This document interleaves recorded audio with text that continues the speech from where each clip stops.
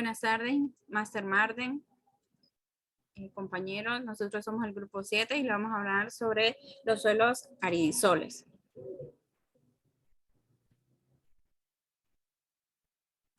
Los aridisol es el orden de suelos más extensos en el mundo. Representan el 12.2% de las tierras emergidas y el 14% de los suelos mundiales.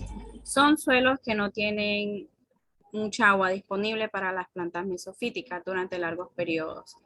Los aridisoles tienen uno o más horizontes pedogénicos que se han formado en el ambiente actual o que son relictos de un clima más húmedo. Además del régimen de humedad arídico, deben poseer un epipedón ocrico o antrópico acompañados de un horizonte arquílico, cálcico, cámbico, gípsico, nátrico. El régimen de humedad de los aridisoles es dominantemente arídico, pero hay unos pocos que son salinos y tienen una napa de agua a escasa profundidad. En este caso hablamos de una aridez edáfica o fisiológica. Otros pocos tienen un régimen ústico o sérico, marginales al arídico, que también son salinos. La vegetación, si es que existe, consiste en pastos efímeros, arbustos y plantas xerófilas como los cactus. La superficie está mayormente desnuda y es graviosa. Constituye el pavimento del desierto por la deflación de la tierra fina. El uso agrícola en los aridisoles es limitado por la escasez de agua. En general, estos son utilizados para ganadería de cría muy extensiva o para ganado menor, con un régimen de pastoreo estacional.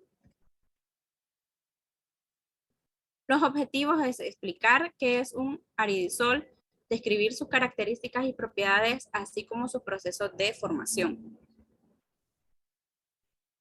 Los aridisoles son suelos que presentan en regiones áridas con un régimen climático donde la evapotranspiración es menor que la precipitación durante la mayor parte del año o régimen de temperatura arídico, donde el agua del suelo retenida a potencial es menor de 1.500 kilopascales, punto de marchitamiento. Presenta un contenido de sales solubles que limitan el crecimiento de la vegetación.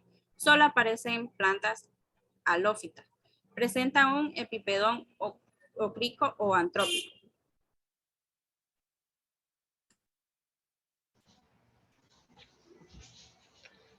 Buenas tardes. Factores de formación. En las zonas áridas, las reacciones físicas y químicas de alteración de las rocas se presentan con una menor intensidad que en las zonas húmedas, donde la temperatura y precipitación favorecen mucho estos procesos. Este es el primer factor.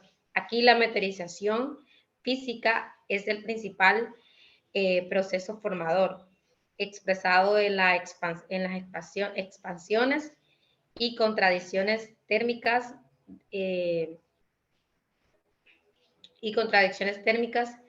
los constituyentes minerales del suelo a lo largo del día. La variación diaria de temperatura de hasta 30 grados Celsius entre el mediodía y la madrugada, en muchos casos combinada con la falta de agua, pues es evaporada rápidamente, produce un desgaste físico en las rocas. En este proceso, la heterogeneidad de las rocas favorece la digregación, puesto que en función de sus propiedades de absorción o refracción del calor, se producirá más rápidamente el desgaste físico. Como segundo, tenemos que en este sentido la meteorización química es un proceso poco activo debido a la falta de agua. En el medio en el que se producen todas las reacciones químicas. Este hecho produce una baja tasa de producción de humus o de materia orgánica. La presencia de sales por debajo de la profundidad media de almacenamiento del agua se explica por la existencia de paleoclimas más húmedos o por la existencia de episodios esporádicos de lluvias intensas.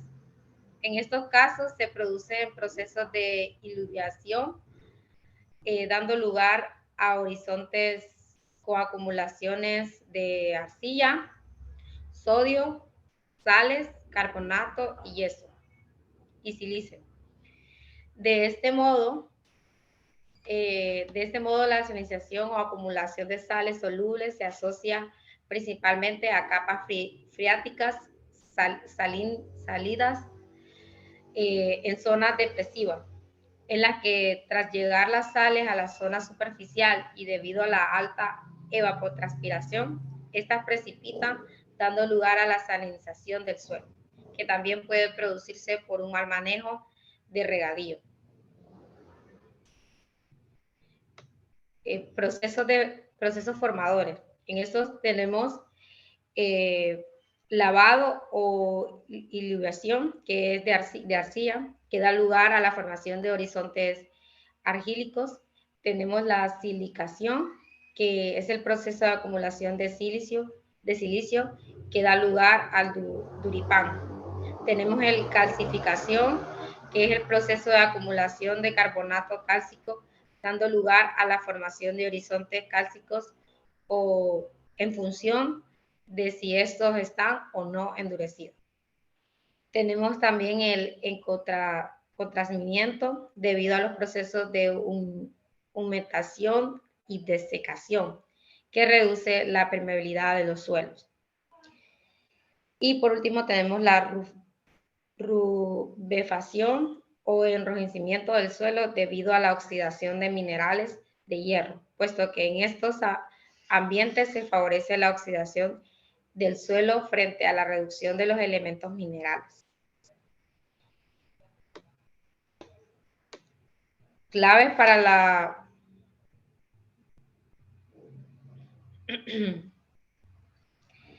claves para la asignación al orden. Las claves para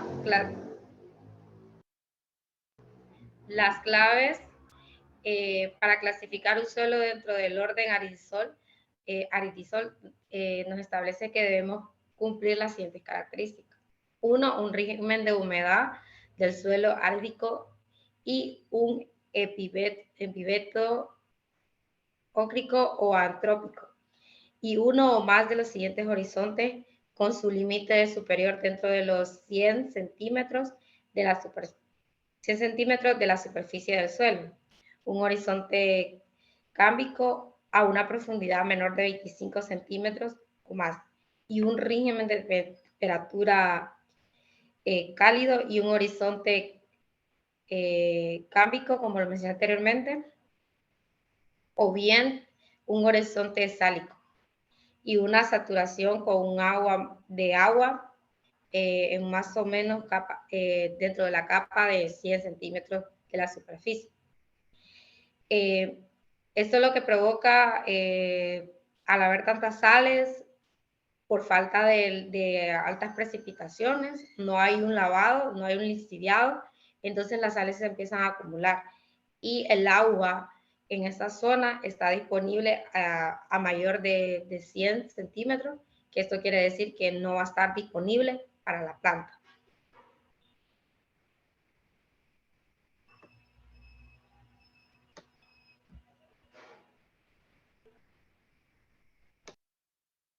Bueno, yo voy a hablar un poco de lo que son las características distintivas de otros órdenes. Los aridisoles se distinguen de los demás órdenes de suelo principalmente por el régimen de humedad arídico o tórrico, así como la presencia de sales solubles en la superficie que limitan el crecimiento en el entorno de vegetación. O sea, esto se refiere a que estamos hablando de suelos desérticos, o sea, estamos hablando de los desiertos sobre todo, y que aquí es muy, pero muy escasa la vegetación, sobre todo aquí lo que se da son los cactáceas.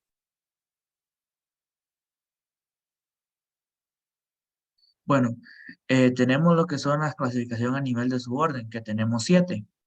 Tenemos los CRIS, que son un régimen, con un régimen de temperatura crítico. Sobre todo se encuentran en terrenos de alta elevación en los desiertos o bien en montañas y cuencas. También tenemos los sálidos, presencia del horizonte sálico que tiene su límite superior dentro de los 100 centímetros superficiales.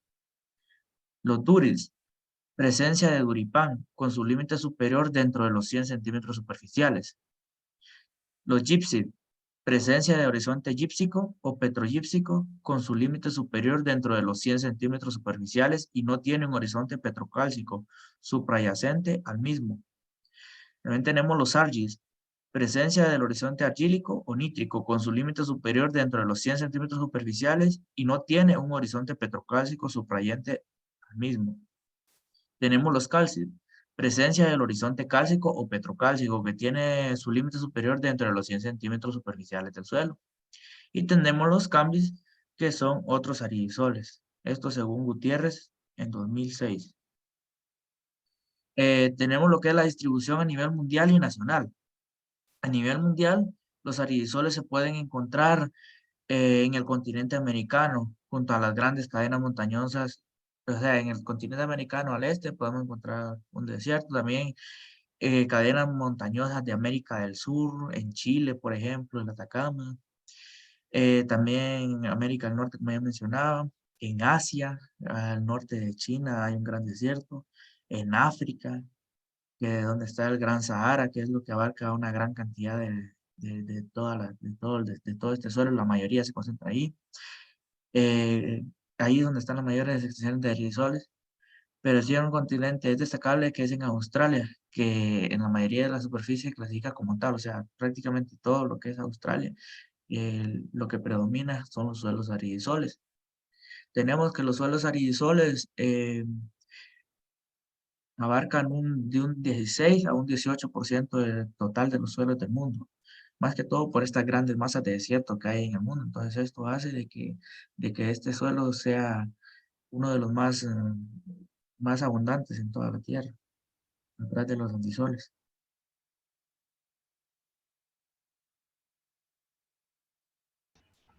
Como conclusión tenemos que los suelos arenisoles son por excelencia los suelos de climas áridos que presentan una falta de agua disponible en largos periodos de tiempo y cuando hay presencia de agua está retenida a grandes extensiones, lo que impide que la planta pueda utilizarla. Prácticamente las únicas plantas que sobreviven en estos suelos son las agalofitas y plantas del desierto. También tenemos que podemos clasificar un suelo aredisol presentando los requerimientos, un régimen de humedad del suelo árido, un horizonte cámbico o una profundidad menor de 25 centímetros, un horizonte agrícola o nátrico, o bien tienen un horizonte sálico, saturación con agua en una o más capas dentro de los 100 centímetros de superficie y sin horizonte sulfúrico que tenga su límite. Recalcar que estos suelos tienen altos contenidos de sales solubles y por lo cual se puede decir que es casi imposible la producción de alguna planta o de algún cultivo, al menos que se establezca un sistema de regadío, pero siempre tendremos problemas con las sales, que tendríamos que hacer un lixiviado y también incorporación de materia orgánica. También agregar que se puede aplicar los regadíos, pero según investigaciones, la calidad del agua de donde se encuentran estos suelos no son de una calidad muy buena también. Y bueno, aquí tenemos lo que son las referencias para que puedan buscar y muchas gracias por su atención.